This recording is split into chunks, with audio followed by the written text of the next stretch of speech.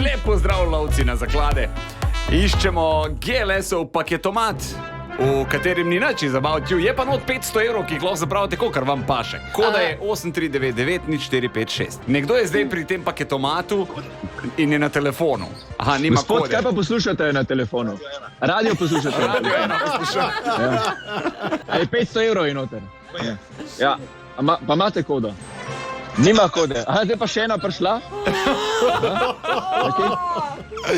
Aha, očitno je na telefonski zvezi z nekom, ja, ki bo verjetno kodo zdaj povedal. 4 kode je že vtipkala, 8099, zdaj pa samo še 8099. Mislim, lahko kar povem, da 8099 ni prav. Ja, pa ste prepričani, da je tale koda pravilna? Nima pojma. Nima pojma. Kaj pa vidim, še ljudje prihajajo. Ljudje prihajajo do tega paketomata iz unga bara, verjetno, ker so vsi mirno sedeli. Zdaj pa še šef lokala laufa? Šef lokala tudi laufa. Pa nov šef lokala zdaj da. En listek ima v roki. Kdo bo prvi, kdo bo prvi? Paketomat se je odprl. In je noter kaj? Šef lokala. Imamo. Pridite, da zapijemo tole vse. Prosim. Ja, živo, Denis Avdić pri telefonu, z Radia 1. Koga sem pa zdaj dobil? Bar oaza pri cukru.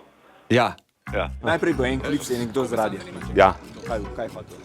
Ja, če kaj ljudi, če kaj delamo. Se tako da ja. Pridite pogledati, nisem vedel, za kaj se gre sploh. To je bila ta fora. Kdo ti je dal kodo? Telefonski klic sem mu, anonimna številka. Nekdo te je kar poklical? Ja. Kaj, na osebno ali Na hišni.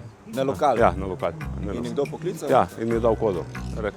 Čeprav so bili ena dva tam na paketomatov za prevzem, ampak niso imeli kode. In ona je očitno to slišala prek Radia 1, da nimajo kode, da 5 na kodo, 5 dvigan kodo, tako da bo si delila ta dobiček. Odlično. Hvala. Riskiraj in profitiraj na Radiu 1.